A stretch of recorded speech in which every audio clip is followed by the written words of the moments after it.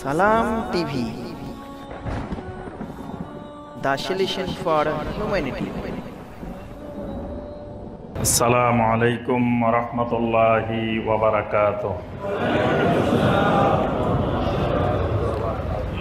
এই শিশুকে আপনি 7 থেকে 14 বছর পর্যন্ত এই 7 বছর খালি ট্রেনিং দেন, সালাতের ট্রেনিং দেন, সিয়ামের ট্রেনিং দেন, তারপরে পর্দার ট্রেনিং দেন, আদব তরবিয়ত আখলাকের যা যা দরকার, ছেলেকে সালাম শিখান, ছেলে মেয়েকে ঘরে ঢোকার দোয়া শিখান, ঘর থেকে বাইর হওয়ার দোয়া শিখান, টয়লেটে ঢোকার দোয়া শিখান, টয়লেট থেকে বের হওয়ার দোয়া শিখান, ডাইন হাতে খাইতে হয় এটা শিখান, খাওয়ার নিয়ম কানুন সুন্নত নিয়ম শিখান, সব এরকম আমল আখলাক তরবিয়ত শিখান 14 বছর পর্যন্ত।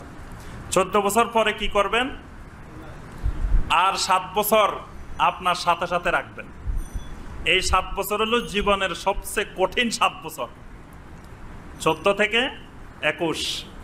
এই 7 বছর ছেলেদেরকে বাবা সবসময় সাথে সাথে রাখবেন, মেয়েদেরকে মা সবসময় সাথে সাথে রাখবেন।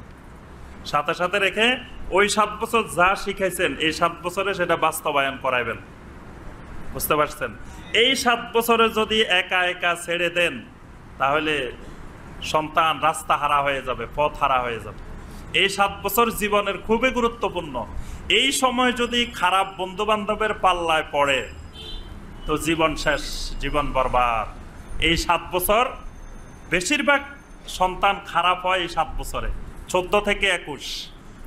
এই সময় শরীরে নতুন যৌবন আসে, মনে হয় যে দুনিয়াটাই উল্টে ফেলবে, মনে হয় যে আমার সাথে আবার দুনিয়াতে কে আছে, মানে আমি পৃথিবীতে একজন।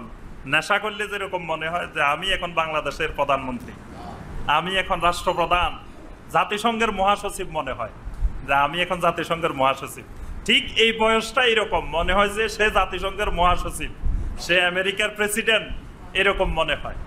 এই জন্য এই বয়সটাতে যদি মা বাবার সোহবত না থাকে, সালেহিনদের দিনদার আলেম ওলামার সোহবত না থাকে, এই সময় নষ্ট হয়ে যাওয়ার সম্ভাবনা বেশি। এই জন্য এই সময় মা বাবা সবসময় সোহবত রাখতে হবে। এদেরকে একা ছেড়ে দেওয়া যাবে না, একা থাকতে দেওয়া যাবে না। এই 7 বছর বেশি বেশি কাজে লাগায় রাখতে হবে, সারাক্ষণ কাজ দিয়ে রাখতে হবে। কাজ ছাড়া বেকার বসায় রাখা যাবে না। সারাক্ষণ হয় পড়ালেখা, না হয় খেলাধুলা, না হয় যে কোনো একটা কাজ দিয়ে রাখতে হবে। একা বসায় থাকতে দেওয়া যাবে না, অন্য কিছু যাতে মাথায় চিন্তা না আসে। দ্বিতীয় হলো মা বাবা সোহবতে থাকতে হবে। একা একা এক জায়গায় বসে বসে মোবাইল করবে বন্ধু বান্ধবের সাথে, এই সুযোগ দেওয়া যাবে না।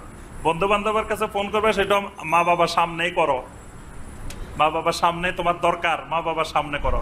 পিছনে যাই করতে দেওয়া যাবে না, দিলে শয়তান আক্রমণ করবে এই সময়। বুঝতে পারছেন? এই সময় ছেলেকে মেয়েকে উভয়কেই মা বাবার সোহবত দিতে হবে।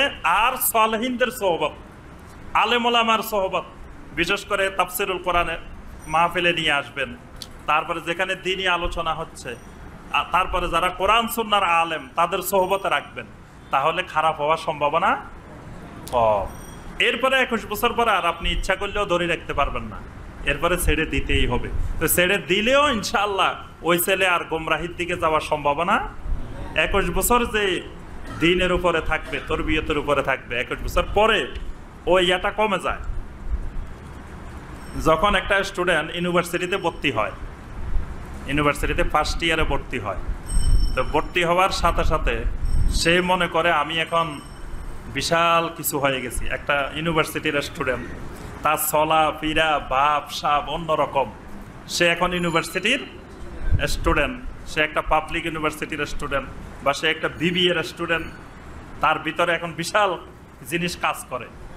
তখন সে সোজা হয়ে হাঁটে, তখন তার বুক থাকে ফুলে, হাঁটে এইভাবে। আস্তে আস্তে সেকেন্ড ইয়ারে উঠে, থার্ড ইয়ারে উঠে, ফাইনাল ইয়ারে যায়, আস্তে আস্তে আস্তে আস্তে কুজো হইতে থাকে। যত 1 বছর যায় তত একটু বুক ফুলা কমে, আরেক বছর যায় আরেকটু কমে, আরেক বছর যায় আরেকটু কমে।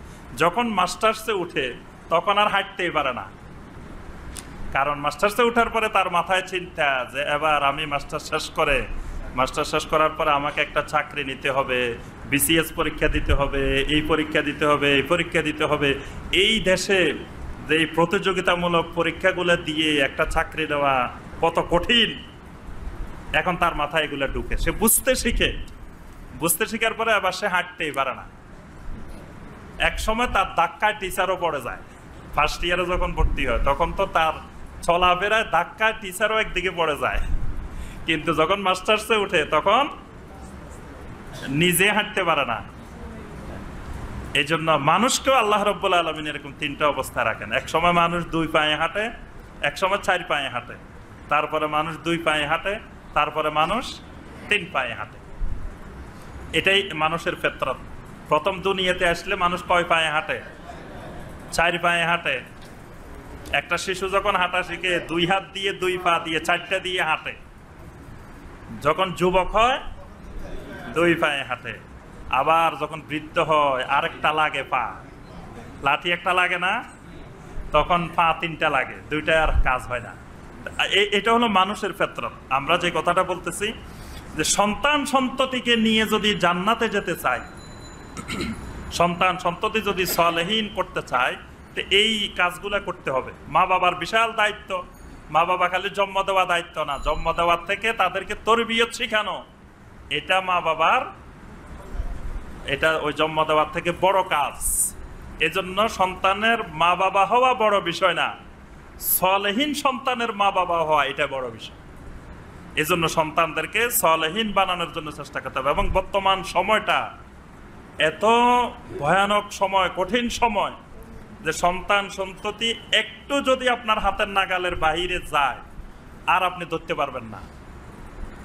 গরু যেটা সবসময় বাধা থাকে, একদিন যদি ছুটতে পারে আর এটা ধরতে পারবেন না। আজ এটা সবসময় ছাড়া আছে, সেটা ধরতে এত কষ্ট হয় না।